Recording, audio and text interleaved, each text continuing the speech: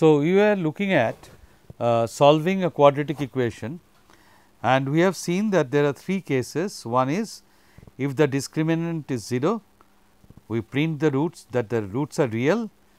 If the discriminant is greater than 0, then the roots are real. Otherwise, if it is equal to 0, then the roots are equal, and if the discriminant is neither greater than 0 nor equal to 0, that means it is less than 0, then the roots are imaginary.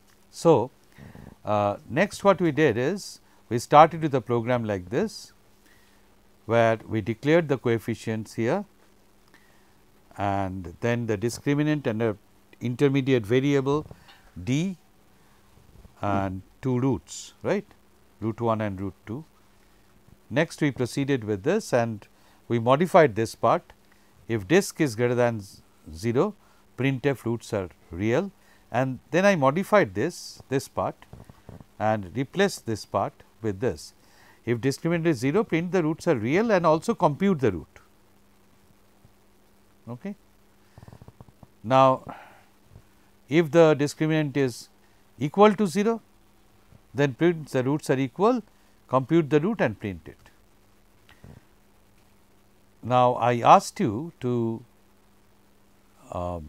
see how you will deal with the third case if the discriminant is not equal to 0. So, this if, when this if comes, then it has already failed the condition that discriminant is greater than 0, and if the discriminant is not equal to 0, then we will come to just an else here, right. And let me go to the next page to write the else part of this.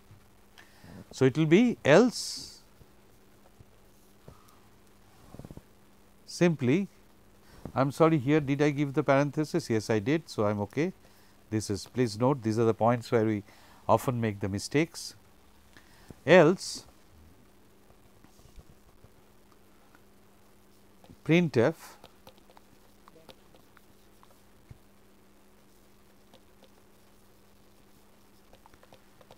the roots are imaginary \n, fine. And what are the roots? So, if the roots are imaginary, then the real part, say one root is minus b by 2a is the real part, and the image plus I, that is what we I d by 2a, is it clear? Another, this is one root, another root is b by 2a minus I d by 2a. What does, so this d, so basically you see what we are doing is x is minus b plus minus root over b square minus 4ac by 2a. So, this is my discriminant and I take the square root of that. So, plus minus root over d by 2a, right. In my program what did I write? D or discriminant square root of disk, sorry, disk. So, I should not use different name. So, it should be disk by 2a, and that square root of disk can be either imaginary, so negative. If this is negative, then I will find its absolute value, and so this can be written as minus b by 2a plus square root of disk by 2a is one root, another root is b by 2a minus root over disk by 2a, and since it is imaginary, it should be I, the imaginary part. So, I can print it as the real part to be b minus 2a, and imaginary part is square root of disk by 2a, and the square root of disk is nothing but d. So, minus b by 2a plus I d by 2a, that is what I am writing here, all right. So, this is the real part, this is the imaginary part. So, I can print it in different ways. So, I can just say else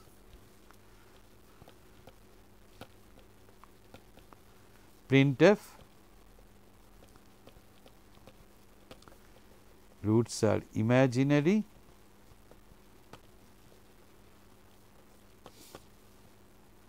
or rather I should have said this is wrong to say. What should I have said? You should have, I mean I am doing a mistake here all through. Starting from this point, you must have observed it here. The roots are complex roots then in that case, not the imaginary roots, because it has got a real part and the imaginary part. Okay. So, the roots are complex. I should have written roots are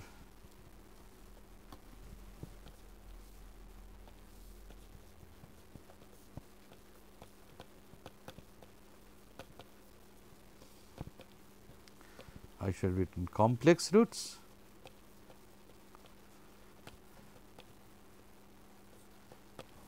and then I could print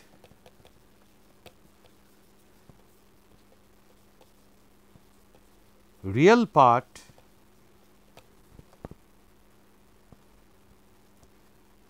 percentage f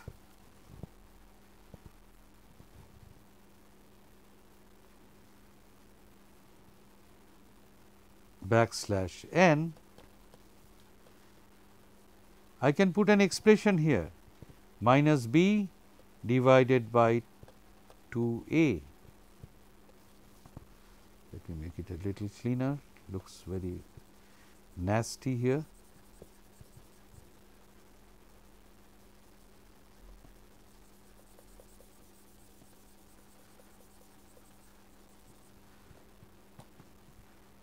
B divided by 2a, that is the imaginary part, that is the real part, all right.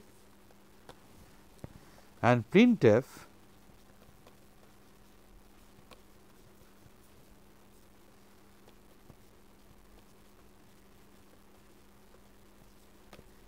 imaginary part is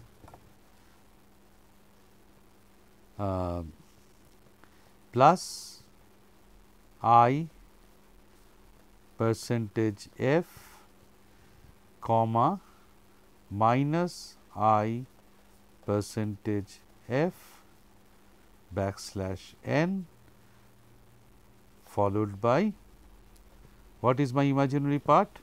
Imaginary part is d by 2a. So, you see I have put this I part plus I and minus I here, comma d divided by again d divided by twice a, all right. So, this and then of course, everything is done. So, I come to the end of my program. Before that, here there should be a parenthesis. Okay. So, this is the complex part. Now, as we will become little more conversant with programming, you can see that I have repeated many things, right. So, instead of doing it, there are some common you can think of how you can write it in a much more elegant and shorter way. But this is an example which gives you an exposure to the use of if then else statements, if else statements in C. Okay. Next, well, another example we can take up. Say for example, we are going to compute the income tax of a person. Suppose if the income tax is less than 100,000 rupees, then income tax is nil. If it is between 100,000 to 200,000 rupees, then you pay 10% of the amount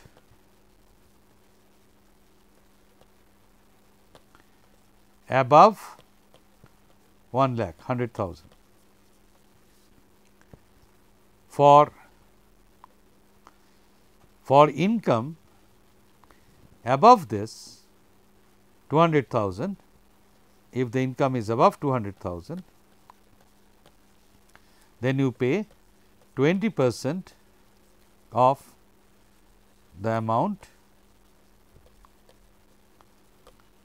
whole amount, not how much is exceeding 10,000. Suppose this is our income tax policy. How can we do this? So, what is the input that I need from the user? I need this income from the user, right? And what is the other variable that I want to compute? The tax. So, here earlier I needed math.lib. In this case, probably I will not need that, but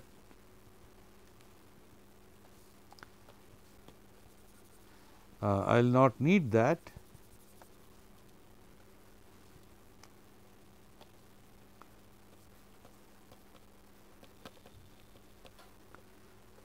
If needed, I can always add it later, main, and then you can say, put a comment, computation of income tax, tax computation,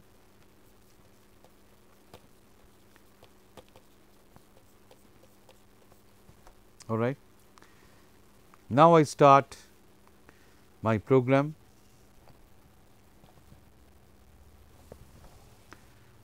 All right, I can put the parenthesis above. Doesn't matter. Then printf. It's always better to do this. Please enter your income, because if you do that, then you make your program interactive. That means, the user can see what you are doing, right. Please enter your income. Well, I have not yet declared the variables at all. So, here I should write float income and tax. Then here scanf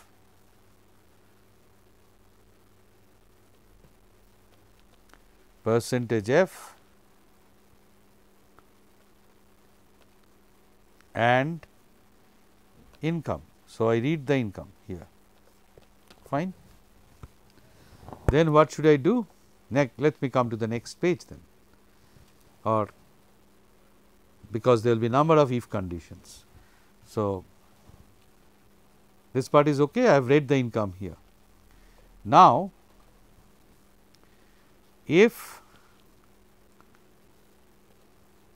income is less than or equal to 100,000, printf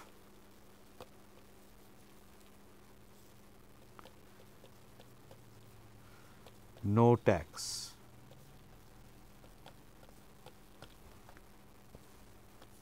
Else, what is my principle? 1 lakh to 2 lakhs, 10% of the income, 10% of the income above 100,000. So, else if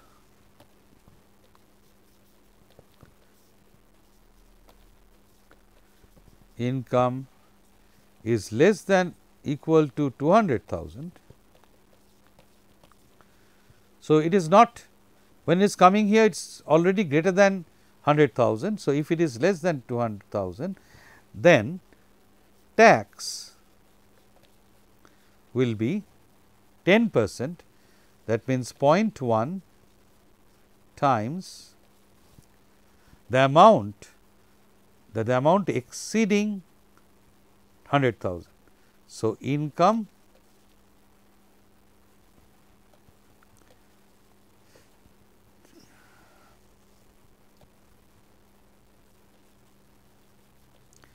minus 100,000.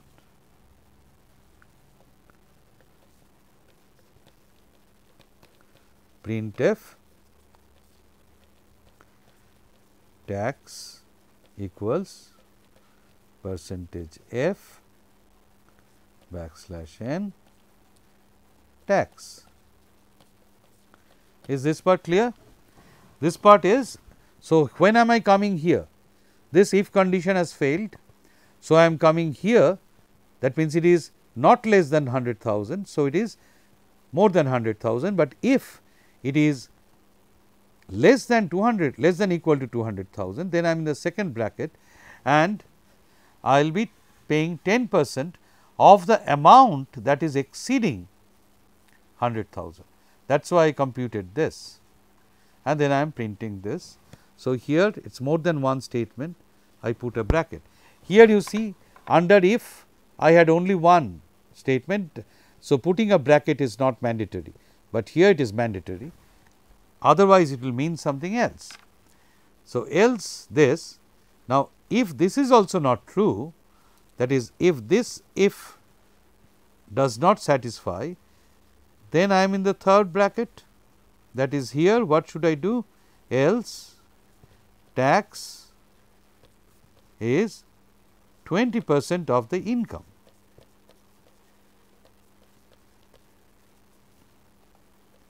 And printf tax assigned percentage f backslash n tax. Now, here then I come to the end. So, I come to this beginning, this beginning point, and I end the program here. Now, you can see that I can reduce this program a little bit. How? I have written this printing the tax, this thing, the same thing twice. I am sorry, here there should be another bracket for completing this. This should be completed and then the next bracket. Now, this I could have done later after these two ifs, all right, but under this else, under this else. So, you can also try to reduce it, and as an assignment you should run this program and get yourself satisfied. All right. So, this is another classical example of if then else usage. All right. Given this, we will now move to some more examples. Some more examples of the other construct, that is while and do while type of constructs. Okay.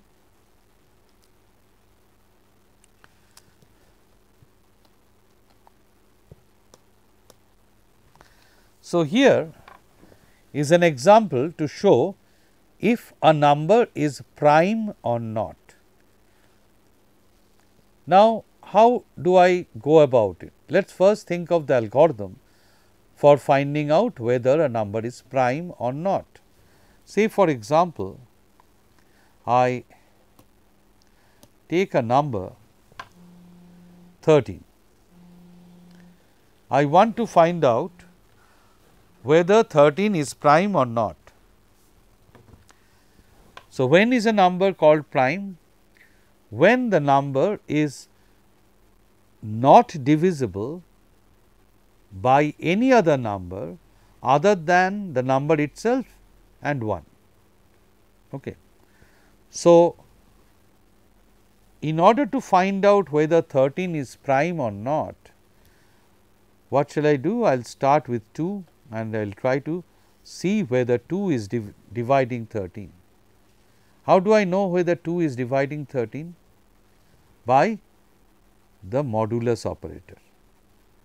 So, if there be two integers, say 14 modulus 2, the modulus gives me the remainder.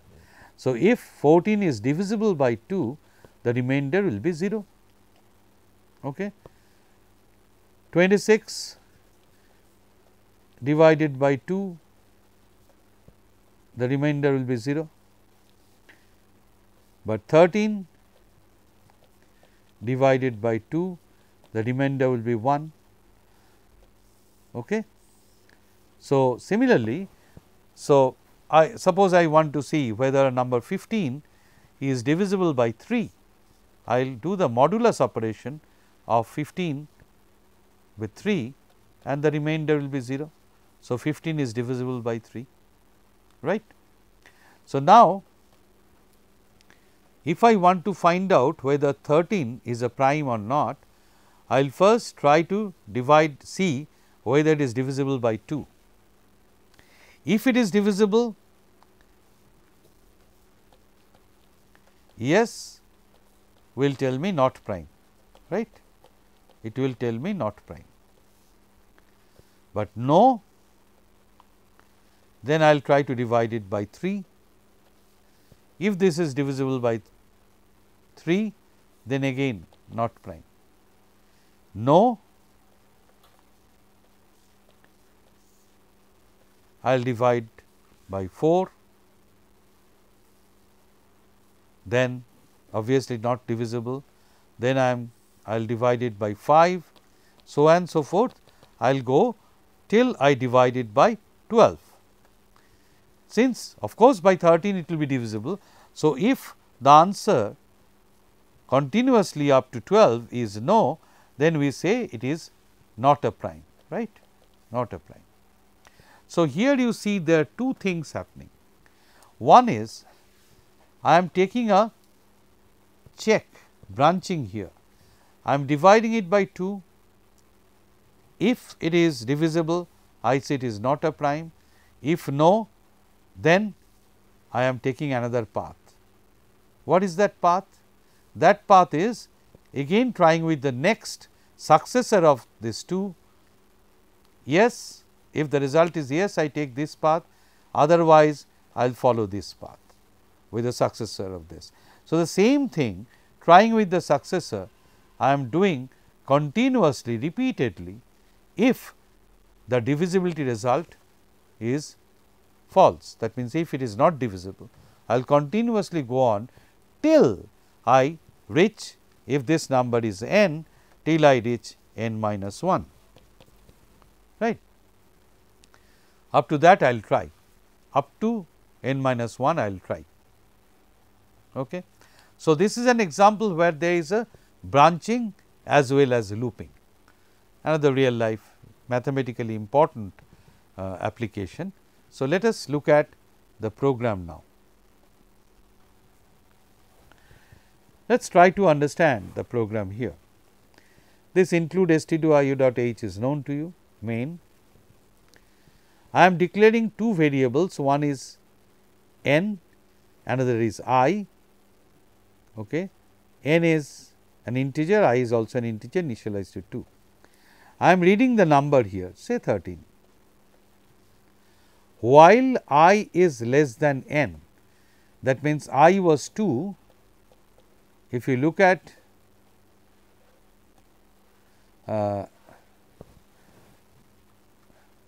this page, we started with 2, and then went on, right. So, this is the value of I and this is the value of n. Okay. So, now while I is less than n, so I had 13 and I is 2, this is n. I will go on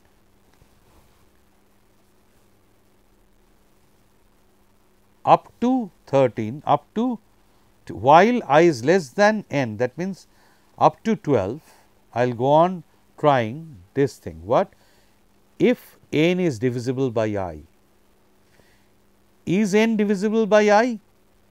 Yes, then print that the number n is not a prime, okay. And then exit, we come out of this loop. Just like break, we come out of this loop, but break is not applicable in if statement. Exit we can write. So, I come out of the loop. Otherwise, what I am doing? Still in the while loop, the while loop is starting from this point and going up to this point. I am incrementing I, so I becomes 3, and again I go and try to see if it is divisible. With 3, no, then I come, make it 4, make it 4, I again try, this one fails, it is not divisible. So, I do not do this part, I do not do this part, I come here, make it 5 and go on in this way while I is 12, up to 12 I check, and then it becomes 13. So, I come here and ultimately I come out of the loop, and till 13 I could see that no, I could find no number, no integer that is dividing it. So, we say that this is a prime number. Say for example, what would have happened if I had given the instead of n 13, if I had given it 14, what would be the change in this flow?